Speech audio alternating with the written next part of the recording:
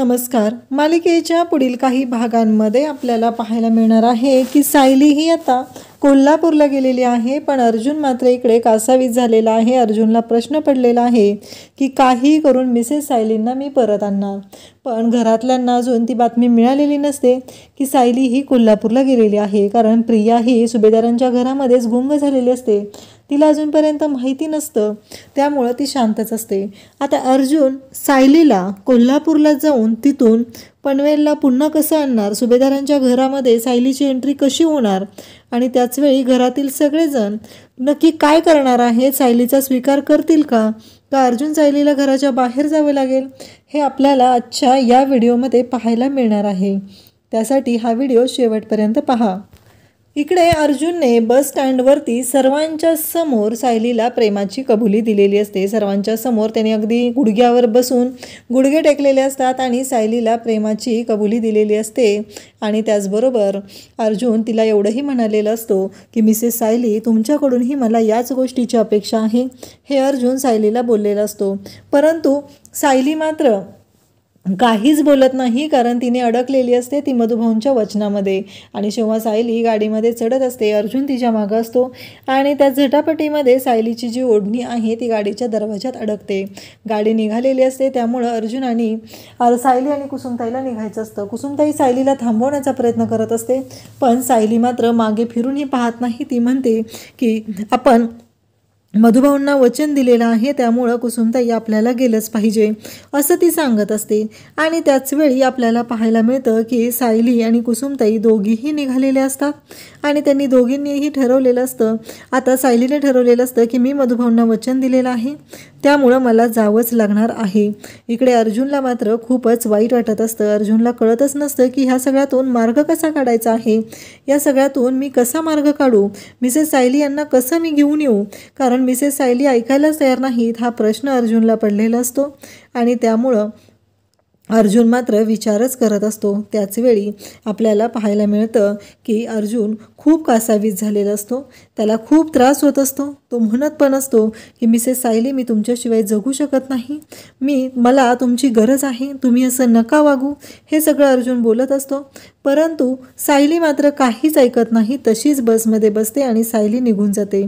इकडे कुसुमताईला मात्र खूप जाणवत असतं की अर्जुनने मनापासून सायलीला प्रेमाची कबुली दिलेली आहे. आता मला काही करून अर्जुनला ह्या सर्व गोष्टी सांगितल्या पाहिजेत. त्यामुळं कुसुमताईने तो विचार केलेला असतो, कारण अर्जुनने स्वतः येऊन सायलीजवळ प्रेमाची कबुली दिलेली आहे, त्याचं खरं सायलीवरती तेवढं प्रेम आहे, म्हणून तर तो इतका कासावीस झालेला होता. ही गोष्ट कुसुमताईच्या लक्षात आलेली असते. कारण इतके दिवस कुसुमताईला असं वाटायचं की अर्जुनचं सायलीवरती प्रेम नाही, पण आता ह्या गोष्टी क्लिअर झालेल्या असतात, सायलीवरती अर्जुनचंही प्रेम आहे. इकडे अर्जुन मात्र म्हणत असतो की मिसेस सायली, मी तुम्हाला आणि मी स्वतःला वचन देतो की एक ना एक दिवस मी तुम्हाला माझ्याकडे पुन्हा घेऊन येईल, कारण मला एक संकेत मिळालेला आहे, तो म्हणजे ही ओढणी माझ्याकडे आलेली आहे, म्हणजे तुम्हीही माझ्याकडे येणार आहात, हा संकेत मला देवी आईने दिलेला आहे. त्यामुळं काहीही झालं तरीही मी लवकरच तुमच्याकडे येणार आहे. आणि ती गोष्ट इकडे अर्जुन स्वतःला बोलत असतो, वचन देत असतो. चैतन्य म्हणत असतो की आता काय करायचं अर्जुन, कारण सायली वहिनींनी आपलं काहीच ऐकलेलं नाही. हे सगळं जेव्हा घडत असतं तेव्हा चैतन्य म्हणत असतो की नक्की काय करायचं आहे. हे जेव्हा घडत असतं तेव्हा सायली निघून गेलेली असते. इकडे संगीता आणि कला दोघीही सायली येणार आहे म्हणून आलेले असतात आणि त्या दोघींचंही असं म्हणणं असतं की सायलीच्या बाबतीत नक्की काय झालेलं आहे, मधुभाऊंनी हा निर्णय का घेतलेला आहे, हा प्रश्न त्यांनाही पडलेला असतो. म्हणून तर त्या दोघीही तिथं आलेल्या असतात. संगीता स्वतः मधुभाऊंचा कॉल आलेला होता, त्यामुळं संगीताने धावत आलेली असते आणि घरची सगळी तयारी केलेली असते. तेवढ्यातच कुसुम आणि सायली पोहोचतात. सायलीची जी अवस्था असते ती पाहून संगीता म्हणू लागते की अगं कुसुम, नक्की काय झालंय, हिची अवस्था अशी का झालेली आहे. हे सगळं बोललं जात असतं तेव्हा कुसुम सांगत असते, सायली सांगू देत नसते, तेव्हा कुसुम सगळं सांगते की आत्ता सायलीचं आणि अर्जुनचं कॉन्ट्रॅक्ट मॅरेज झालेलं होतं.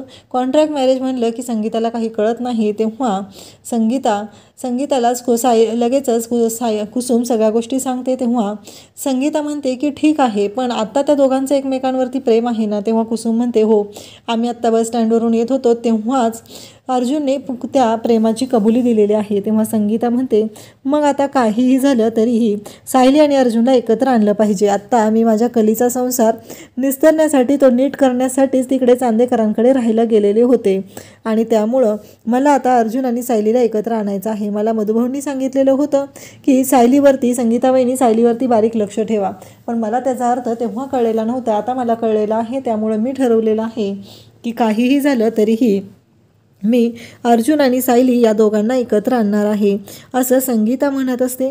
आणि तेव्हा ती म्हणते की आत्ताच्या आत्ता कुसुम तू फोन लाव, आत्ताच्या आत्ता अर्जुनला फोन लाव आणि त्याला इकडे बोलवून घे। तेव्हा सायली म्हणते, नको, मधुभाऊंना आपण वचन दिलेलं आहे आणि मधुभाऊंना दिलेलं वचन अजिबात मला मोडायचं नाही, हे सायलीचं म्हणणं असतं।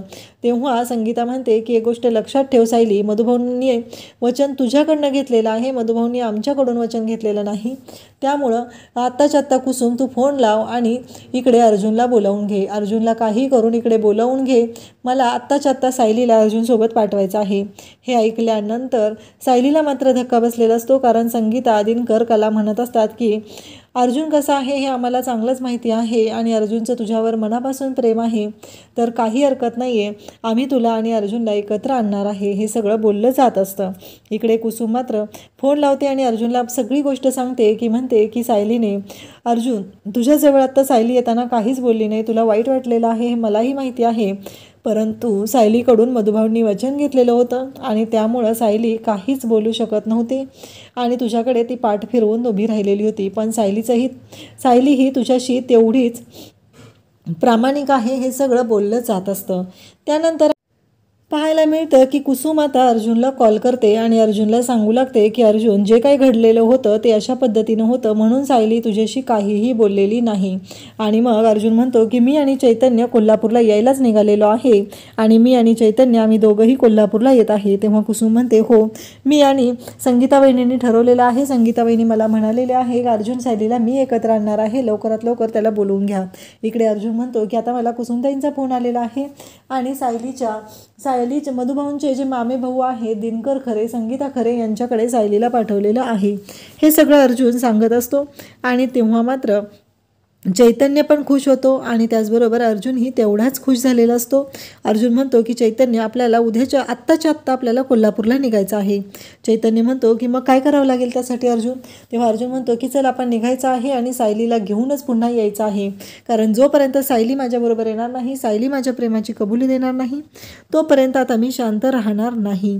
आणि इकडे अर्जुन बॅग घेऊन निघालेला असतो आणि सगळ्यांनाच खूप मोठा धक्का बसतो। सगळेजण त्याला विचारतात की अर्जुन कुठे चाललाय, कल्पना त्याला विचारते।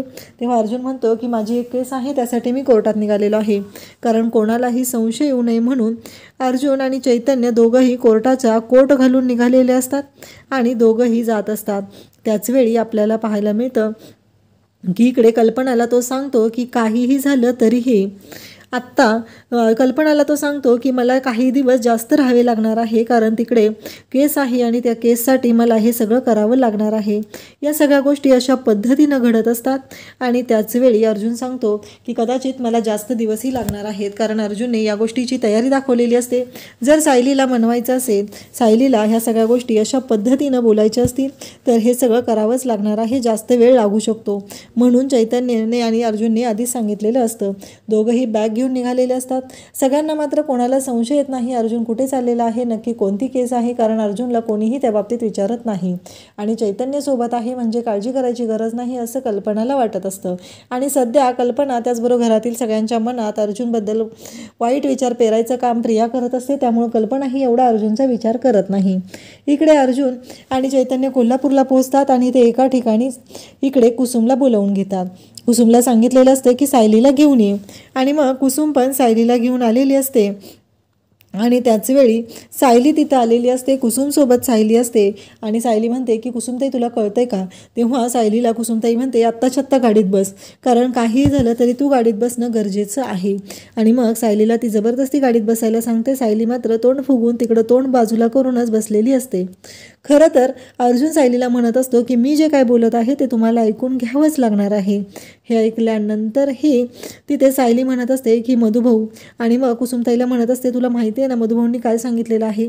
तेव्हा अर्जुन म्हणतो की मला सगळं माहिती आहे, फक्त मी आता जे बोलत आहे ते तुम्हाला शांतपणे ऐकून घ्यावं लागणार आहे आणि त्या प्रश्नांची उत्तरं द्यावी लागतील. अन्यथा तुम्ही जर मला उत्तर दिलं नाही तर तुम्ही माझं मेलेलं तोंड बघाल आणि मी तुम्हाला आत्ता थांबणार नाही जोपर्यंत मला उत्तर मिळत नाही. हे सगळं बोललं जात असतं आणि त्याचवेळी सायलीला धक्का बसलेला असतो. अर्जुनने गाडीचा स्पीड वाढवलेला असतो. अर्जुन ज्या पद्धतीने गाडीचा स्पीड वाढवत असतो त्या पद्धतीने इकडे सायली मात्र घाबरत चाललेली असते, कारण तिला माहिती असतं की अर्जुनचा जर राग अनावर झाला तर अर्जुन काहीही करू शकतो. आणि इकडे चैतन्य, कुसुमताई मागच्या सीटवर बसलेले असतात आणि त्यांना सगळ्यांनाच धक्का बसलेला असतो, कारण अर्जुन ज्या पद्धतीने गाडी चालवत असतो ते पाहून सगळेजण तिथे अगदी घाबरून गेलेले असतात. तेव्हा अर्जुन म्हणत असतो की मी तुम्हाला माझ्या प्रेमाची कबुली दिलेली आहे, मला तुमच्याकडून उत्तर हवं आहे. जर तुम्ही मला उत्तर दिलं नाही तर मी जाणार आहे आणि पुन्हा कधीही तुम्हाला तोंड दाखवणार नाही. अर्जुनच्या गाडीचा स्पीड वाढत चाललेला असतो आणि त्याला सायलीकडून उत्तराची अपेक्षा असते आणि सायली मात्र इकडे शांतच बसलेली असते. तेव्हा कुसुमताई म्हणते, तुला कळतंय का सायली, मधुभाऊंनी तुला वचन मागितलं होतं पण तू मधुभाऊंना वचन दिलेलं नव्हतं. त्यांना त्यांनी सांगितलेला होता तो शब्द तू पाळत आहे, पण जर आत्ता तू अर्जुनला उत्तर दिलं नाही तर काय होऊ शकतं तुझ्या लक्षात येते का? हे सगळं बोललंच जात असतं. आणि त्याचबरोबर सायली म्हणते, अर्जुन सर थांबा, माझंही तुमच्यावरती खूप प्रेम आहे, I love you Arjun sir. तेव्हा अर्जुन खुश होतो, गाडी थांबवतो, सगळेजण खुश झालेले असतात. आणि त्याचबरोबर इकडे कुसुमताई म्हणते की आता आपल्याला घरी गेलं पाहिजे, कारण संगीता वहिनी तिकडे वाट बघत आहे, संगीता काकी आणि दिनकर काका तिकडे वाट बघत आहेत. तेव्हा अर्जुन म्हणतो की ठीक आहे आणि मग गाडी घेऊन तो संगीता आणि दिनकर यांना भेटायला जातो. तिथे गेल्यानंतर संगीता आणि दिनकर तिथे असतात. अर्जुनला ते बोलवतात, त्याचा चांगला पाहुणचार करतात, कारण अर्जुन हा त्यांचाही जावई आहे आणि संगीताने ठरवलेलं असतं त्या पद्धतीने अर्जुन सायलीला एकत्र आणण्याचा प्लॅन तिने केलेला असतो आणि फायनली तो सक्सेस झालेला असतो, कारण तिच्यामुळंच कुसुमताईने इकडे अर्जुनला सगळं सांगितलेलं असतं आणि बोलावून घेतलेलं असतं. त्याचवेळी आपल्याला पाहायला मिळतं की संगीताला अर्जुन सांगतो की मी आता मिसेस सायलींना घेऊन चाललेलो आहे, मधुभाऊंना काय उत्तर द्यायचं आपण ते नंतर देऊया, पण आता सायली माझ्यासोबत येणार आहे आणि मी तिला पनवेलला आमच्या घरी सुभेदारांच्या घरी घेऊन जाणार आहे. तेव्हा संगीता म्हणते की माझे आशीर्वाद तुमच्याकडे आहेत. मग दोघंही जोडीने संगीताला नमस्कार करतात, तिच्या पाया पडतात आणि आशीर्वाद घेतात. इकडे कुसुमला आणि चैतन्यला दोघांनाही खूप छान वाटत असतं, दोघंही खूप खुश झालेले असतात. अर्जुन आता सायलीला घेऊन सुभेदारांच्या घरी निघालेला आहे.